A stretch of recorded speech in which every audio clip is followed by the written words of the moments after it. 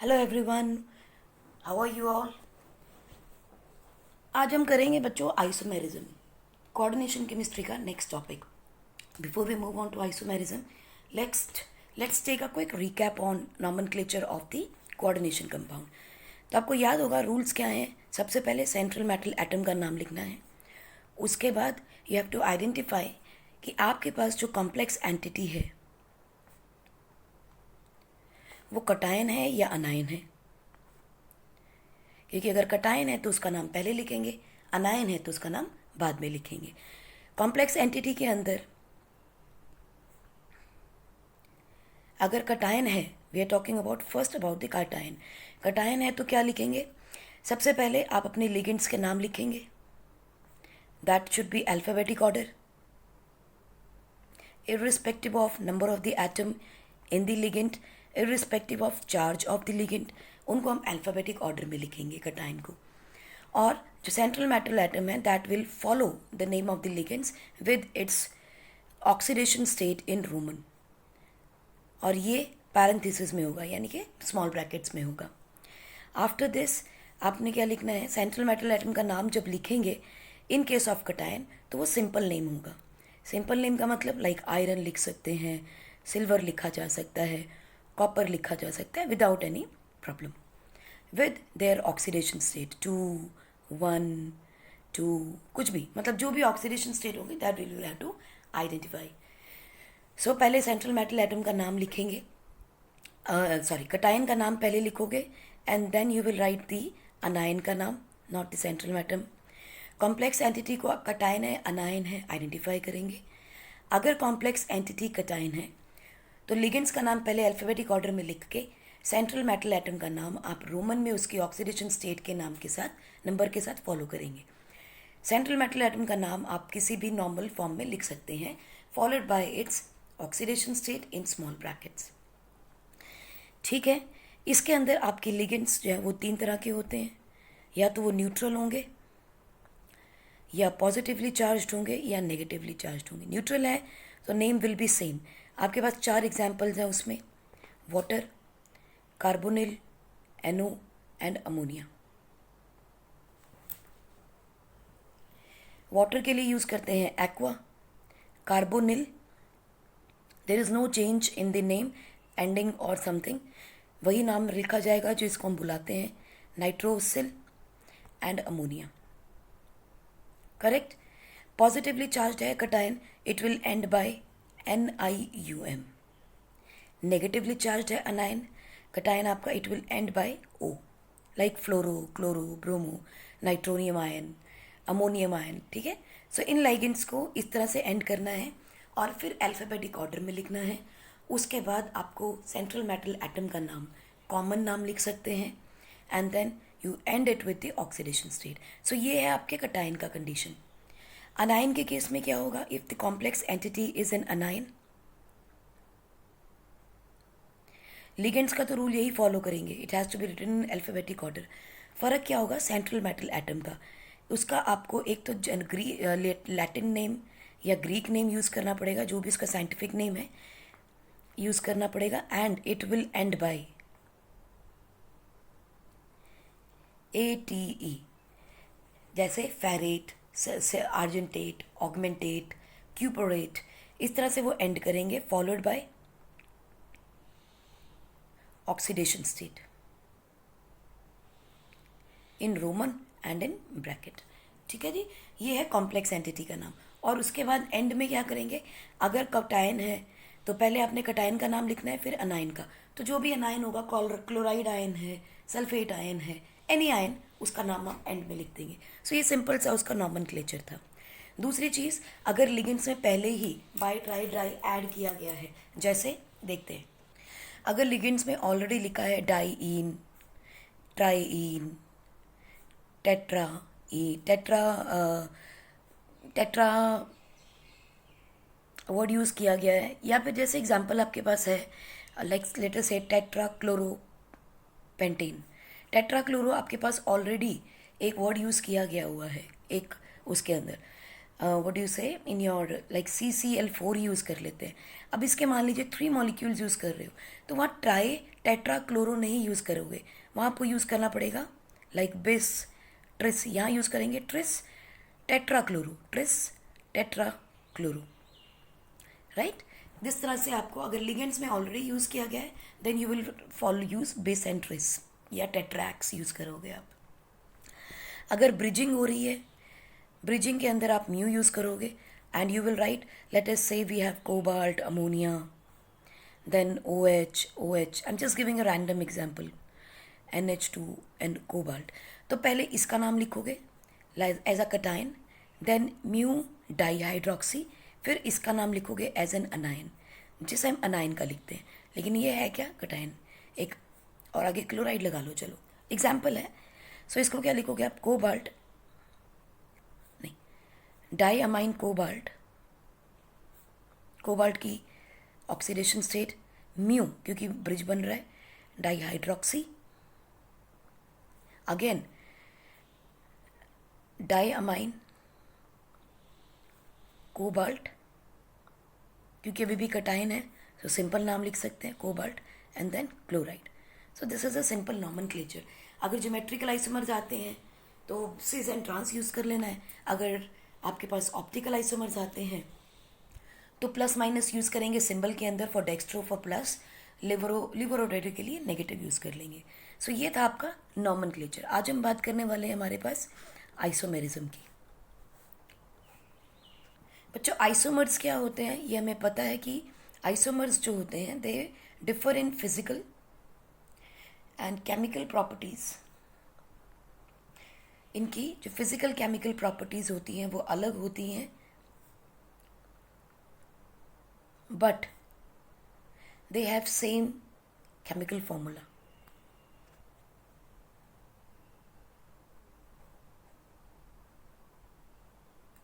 Right, उनका formula same रहता है.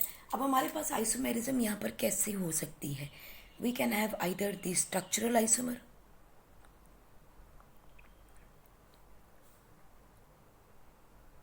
और we can have stereo isomerism. अब स्टीरियो आइसोमेरिज्म दो तरह की है, simple geometric and optical. Geometric में हमें पता है we have to understand cis and trans. Optical में we have to talk about dextro, rotatory and levorotatory. It is denoted by D or plus and it is denoted by L or negative. अभी structural isomerism पे आते हैं जो कि important part है हमारे लिए. सबसे पहली चीज़ इसके अंदर आपको मिलेगी बच्चों linkage isomerism. Number 2 you will get coordination isomerism. Number 3 hydrate isomerism. And number 4 you will get ionizational isomerism. 4 तरह की आइसोमेरिज्म हमें कोऑर्डिनेशन कंपाउंड्स में मिलती है, linkage, coordination, hydrate and the ionisational isomerism. चलिए इनको फटाफट से एक अकेले अकेले से देखते हैं. बस इनमें एक कॉमन चीज़ बताते हैं क्या है, there is a difference in bonds. किस तरह के इनमें बॉन्ड्स बनेंगे उनमें डिफरेंट मिलेगा. चलिए सबसे पहले हम बात करते हैं लिंकेज की.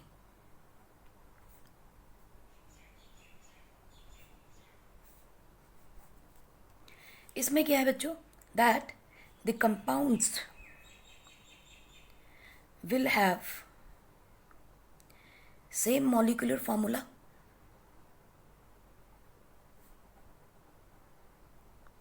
But differ in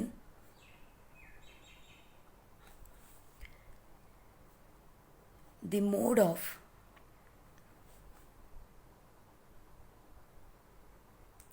attachment of a ligand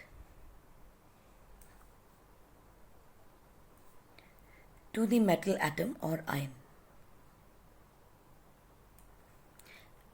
And these compounds are called linkage isomers. Right. Compound के अंदर सेम मॉलिक्यूलर फॉर्मूला होता है, लेकिन सेंट्रल मेटल एटम के साथ किस तरीके से वो कनेक्टेड हैं उसमें डिफरेंस मिलेगा। जैसे ये देखिए, हमारे पास NO2 नेगेटिव है और हमारे पास इसी का एक और मॉलिक्यूल है दैट इज ONO नेगेटिव। अब आपको एम्बीडेंट लाइगेंट भी याद होंगे that have two atoms to combine with central atom but they differ in the atom that will combine, जैसे थायोसाइनेट एंड आइसोसाइनेट। सिमिलरली यहाँ देखिए, this is the nitrito N and this is the nitrito O। दोनों में क्या difference है? देखो, हमारे एक साइंटिस्ट हुए जॉर्ज जेंसन ने इसे एक कंपाउंड में चेक किया कि अगर ये दोनों अलग अलग बॉन्ड करते हैं तो क्या फ़र्क पड़ता है।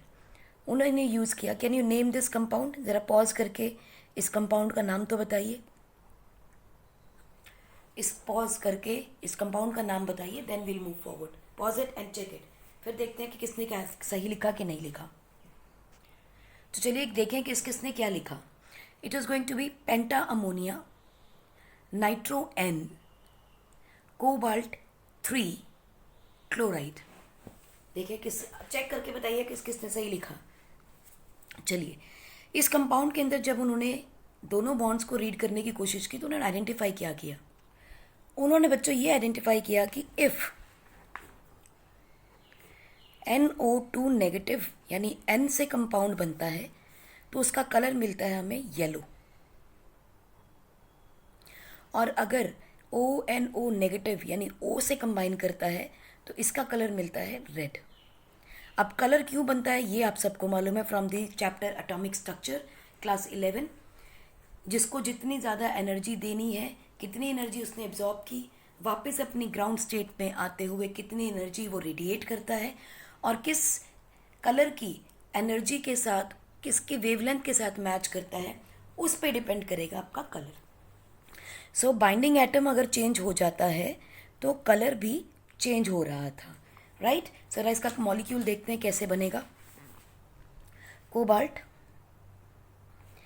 अमोनिया, 5 अमोनिया है, तो सबसे पहले एक्सियल पोजीशन, इक्वेटोरियल पोजीशंस पे लगाइए, then go for the axial positions. Square planar octahedral structure है, या कह सकते हो आप स्क्वायर पैनल बाइपिरामिडल भी कह सकते हैं इसको। सो ONO2। आप सोच रहे होंगे कि ये स्क्वायर प्लेनर बाई पिरामिडल कैसे हुआ, तो ये ध्यान रखो, ज्योमेट्री आइसोमेरिज्म नहीं भूलना है। 1 ammonia, 2 ammonia, 3 ammonia, 4 ammonia, 5 ammonia, and this is the ONO attached. So it is the square planar octahedral structure, square planar bi pyramidal geometry and octahedral shape है इसका। आप सिमिलरली ऐसे ही कंपाउंड्स बना सकते हो विद थायोसाइनाइड एंड आइसोसाइनाइड, और we can make it with cyanide और isocyanide. ठीक है जी, थायोसाइनेट और आइसोसाइनेट, साइनाइड और आइसोसाइनाइड। नेक्स्ट हम देखते हैं कोऑर्डिनेशन केमिस्ट्री, कोऑर्डिनेशन आइसोमेरिज्म्स।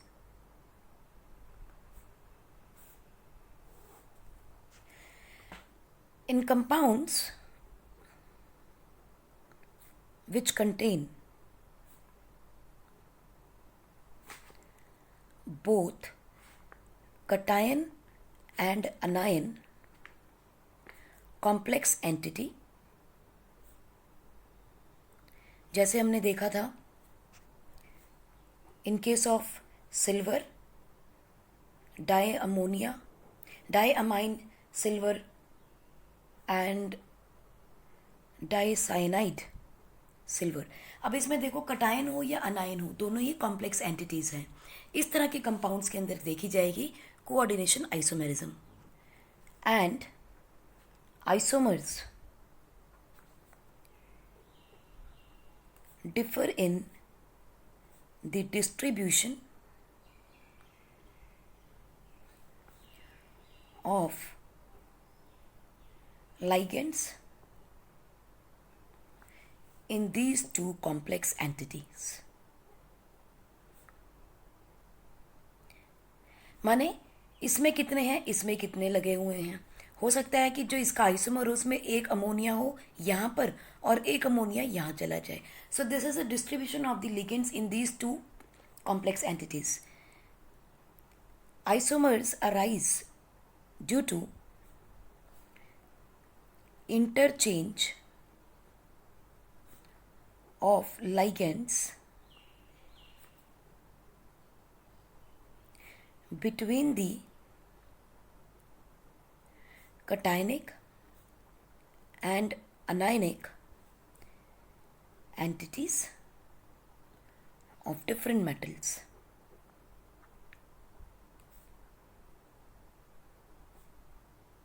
सेम भी हो सकते हैं, डिफरेंट भी हो सकते हैं.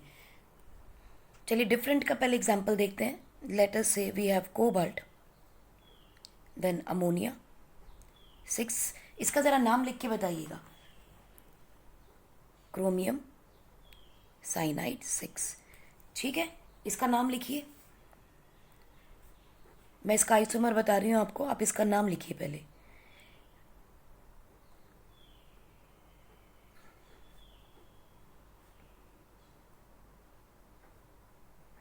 हो गया. चलिए, this is hexa amine cobalt 3, hexa cyanide chromium. Chromium को क्या लिखेंगे, chromate, not the chromium, chromate, then उसकी ऑक्सीडेशन नंबर 3. ठीक, दिस इज द नेम. इसमें बस ऑपोजिट हो जाएगा. सिमिलरली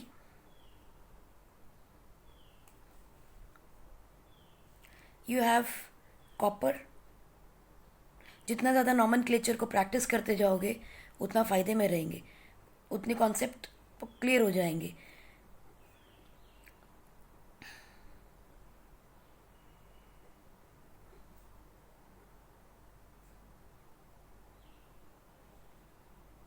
अब इसका नाम बताइए.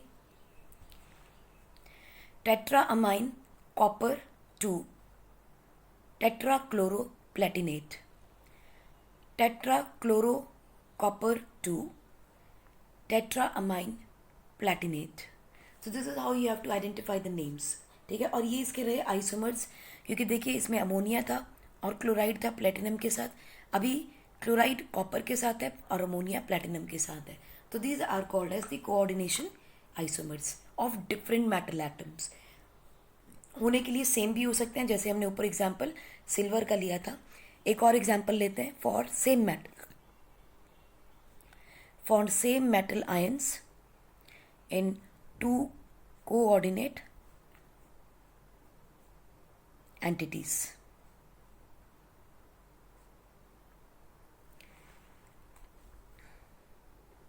PT, platinum, ammonia.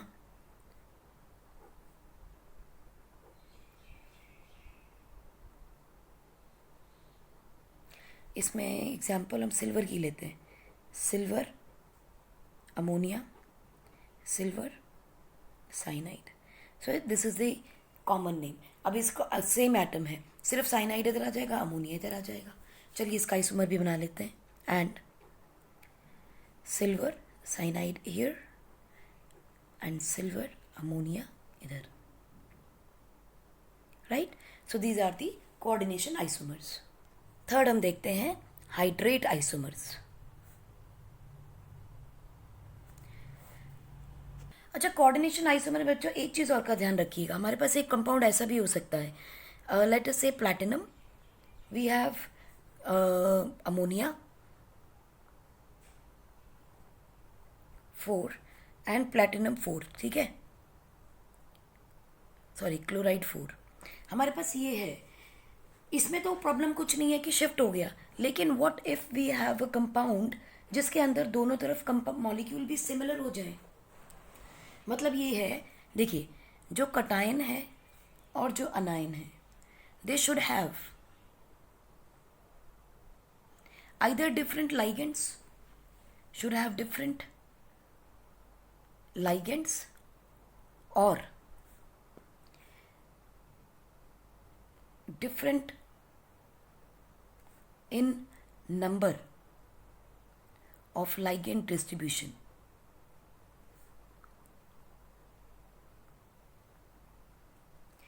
जैसे इसको भी यहाँ छोड़ते हैं।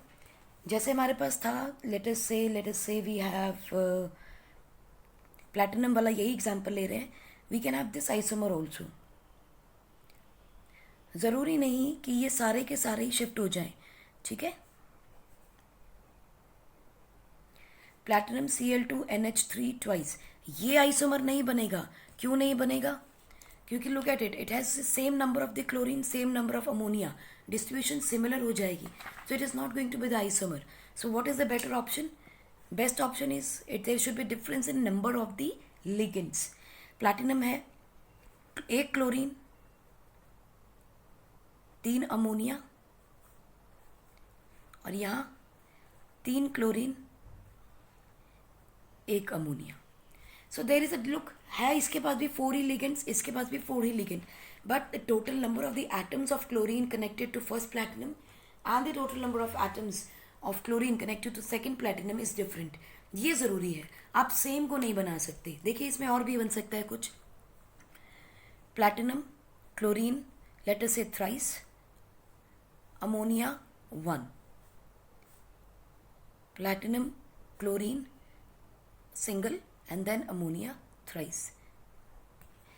अब देखो, आप सोचोगे ये दोनों आइसोमर है, दोनों आपस में आइसोमर नहीं है, but yes there is a difference in cation and अनायन, इसलिए हम इन्हें आइसोमर फिर भी कह सकते हैं। बट अगर आप 2-2 कर लेते हो, सेम नंबर ऑफ एटम है, तो ये कभी भी आपके आइसोमर्स नहीं बन सकते। ये दोनों आइसोमर्स फिर भी हैं because they are structural isomers. देखा जाए तो दे आर स्ट्रक्चरल आइसोमर्स। क्यों स्ट्रक्चरल आइसोमर्स हैं? क्योंकि कटायन में 3 क्लोरीन होंगे और अनायन में 1 क्लोरीन एटम होगा, right. So this is the structural atom. चलिए अब हम चलते हैं हाइड्रेट आइसोमेरिज्म पे। बच्चों, हाइड्रेट आइसोमर्स को सॉल्वेट आइसोमेरिज्म भी कहा जाता है।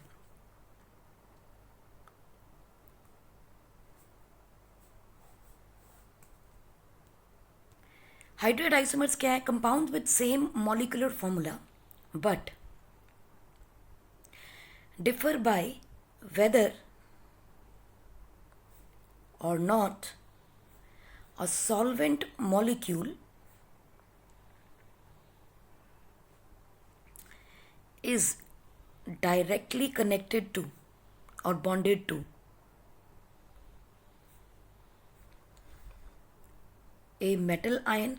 सॉल्वेट आयन जो है, क्या वो मेटल आयन से डायरेक्टली कनेक्टेड है या फिर merely present as free solvent molecule in the crystal lattice।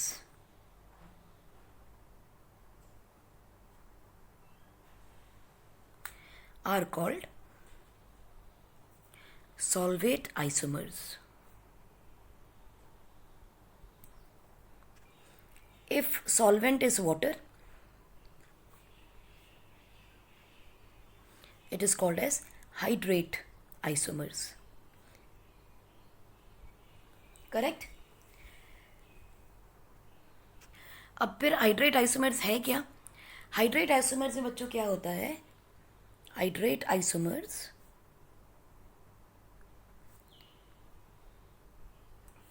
differ in the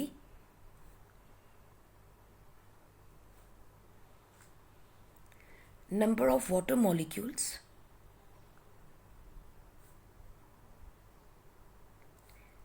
present as ligands or as a molecule of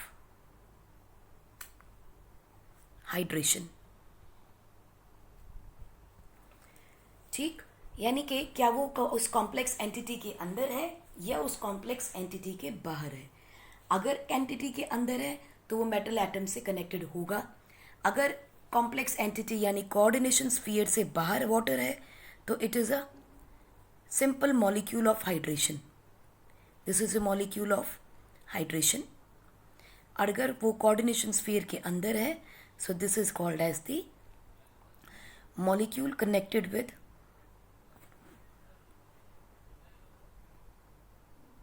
metal atom ion, central metal atom. ठीक है, अगर बाहर है तो सिंपल मॉलिक्यूल ऑफ हाइड्रेशन है, like water of crystallization जिसे हम कह देते हैं, ठीक है। और ये है तो ये connected with central metal atom होगा। चलिए देखते हैं इसके बारे में तो और समझ में आएगा। एग्जाम्पल देखते हैं। We have chromium, trichloride chromium with 6 molecules of water of crystallisation. Crystal बनना है, वाटर ऑफ क्रिस्टलाइजेशन, इसीलिए क्रिस्टल लैटिस की बात हो रही है। अब देखो इसके कितने आइसोमर्स होंगे। It has 3 solvent isomers.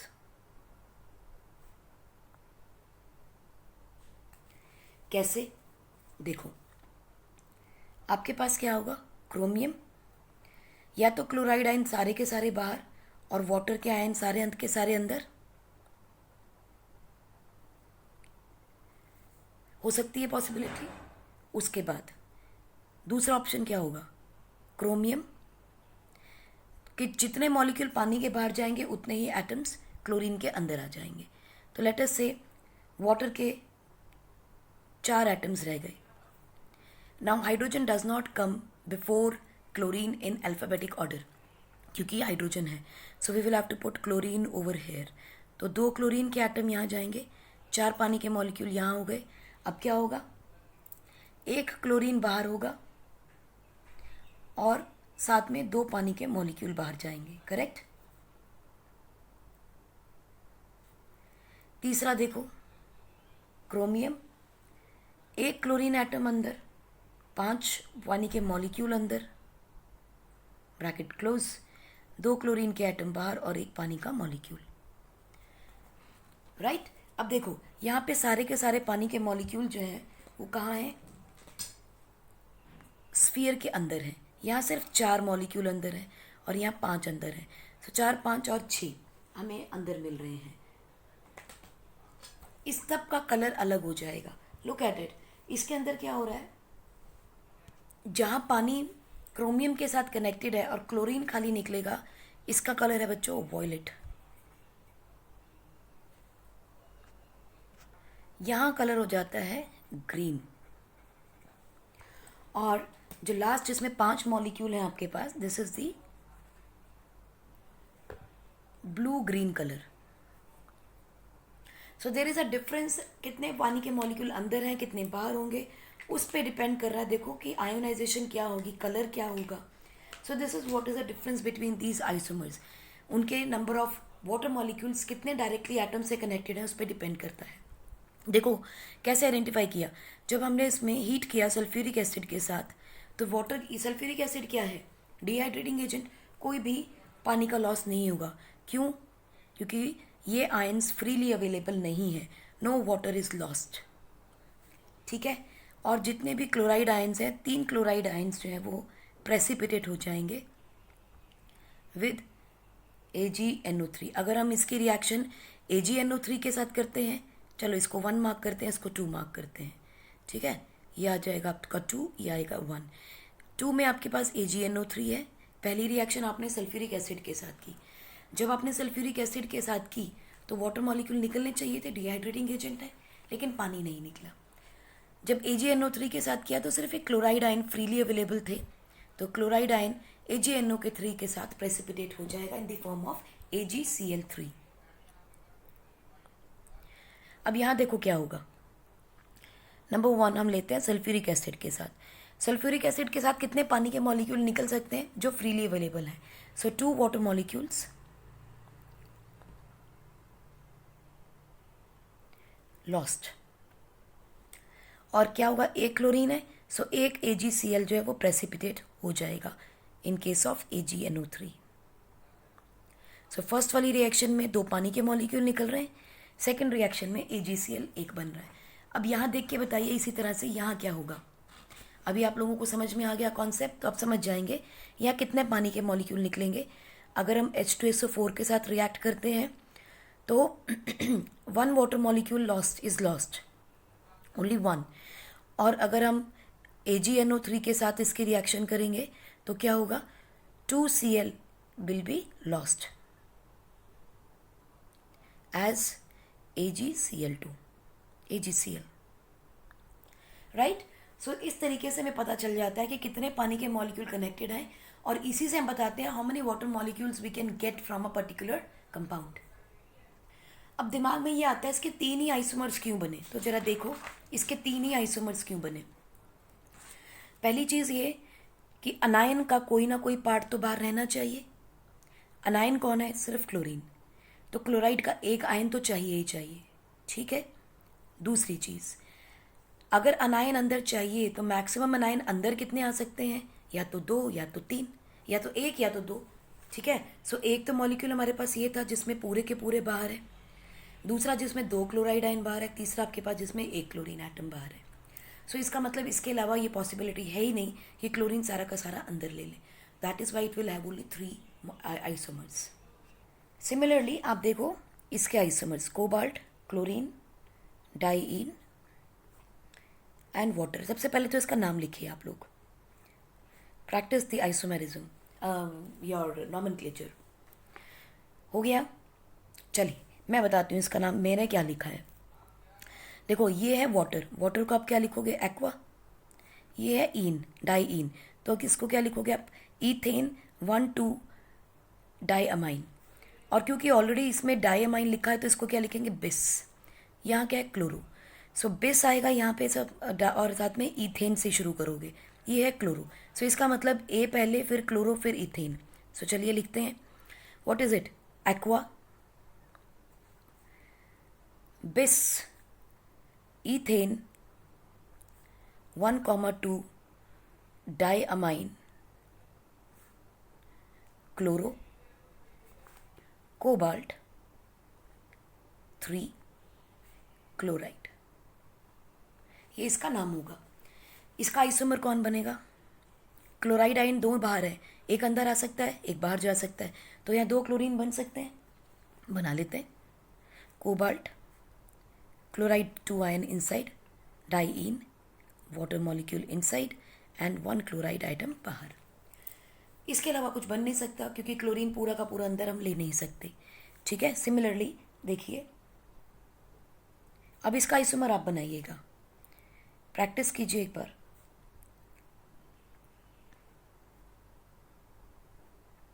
इसका आइसोमर बनाइए और एक इसका बनाइए।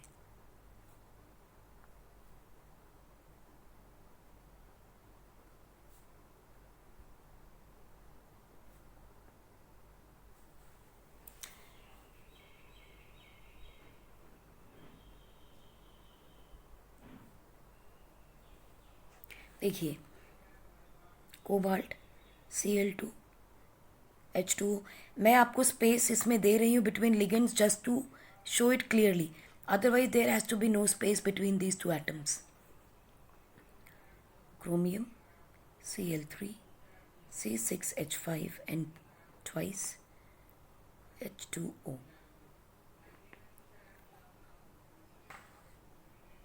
H2O twice, so dot H2O। Last हम देखते हैं आयनाइजेशन आइसोमर्स क्या होते हैं। The compounds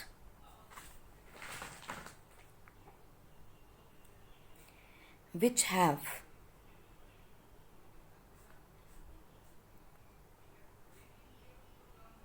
same molecular formula but give different ions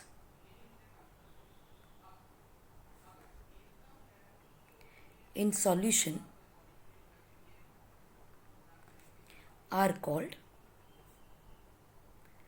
ionization isomers।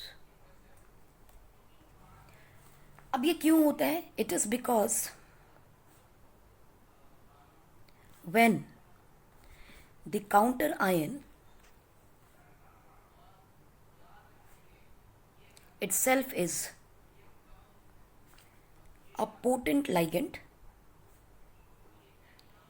and a ligand can replace the counter ion, यानी अंदर कोई लाइगेंड है जो काउंटर आयन बन सकता है और जो काउंटर आयन है वो लाइगेंड बन सकता है। ऐसा तभी होगा आयनाइजेशन आइसोमर्स में। सो एक एग्जांपल देखते हैं बच्चों। We have cobalt Br NH3 5SO4। अगर इसके आयन्स बनाएंगे तो क्या मिलेंगे हमें? We will get cobalt Br NH3 5 यानी पेंटा अमोनिया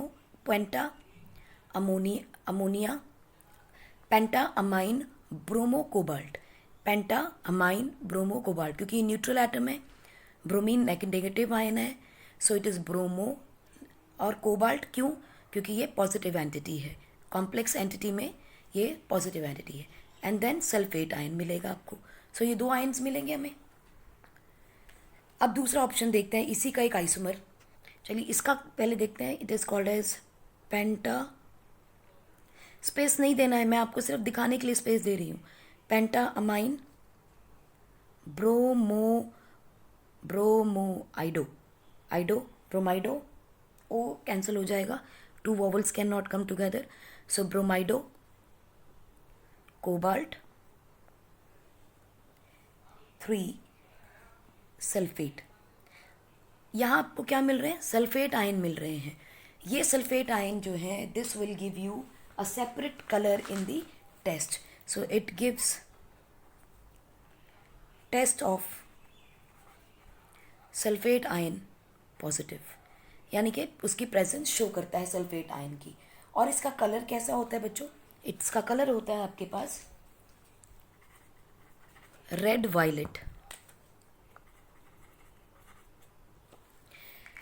कलर का ये होता है। और जब इसका हम टेस्ट करेंगे तो इसमें सल्फेट आयन की प्रेजेंस दिखाई देगी। और सल्फेट आयन की प्रेजेंस के टेस्ट हम लोगों ने पी ब्लॉक में पढ़े हैं, राइट। दूसरा इसका आइसोमर क्या होगा? अभी देखो ब्रोमीन बाहर आ जाएगा, सल्फेट आयन अंदर आएगा। क्यों? क्योंकि Br नेगेटिव है, SO4 भी नेगेटिव है। SO4 is a potent counter ion जो कि लाइगेंड बन सकता है, ब्रोमीन अनायन बन सकता है। सो देखिए कोबाल्ट, अब S बाद में आएगा, अमोनिया पहले हो जाएगा, NH3 5SO4 Br, क्योंकि नाइट्रोजन अल्फाबेटिक ऑर्डर में पहले आएगा, सल्फर बाद में आएगा। सो इसका क्या नाम लिखेंगे हम? पेंटा अमाइन। अब सल्फेट अंदर है लेकिन वो एक आयन बन गया, कॉम्प्लेक्स एंटिटी का एक लिगेंड बन गया है। सो वी विल राइट सल्फेटो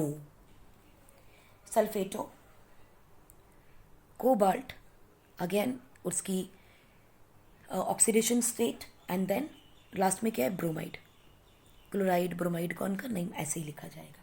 इसका कलर कैसा होता है बच्चों? इसका कलर होता है रेड। अगर इसके आयन्स बनाएंगे तो क्या मिलेंगे?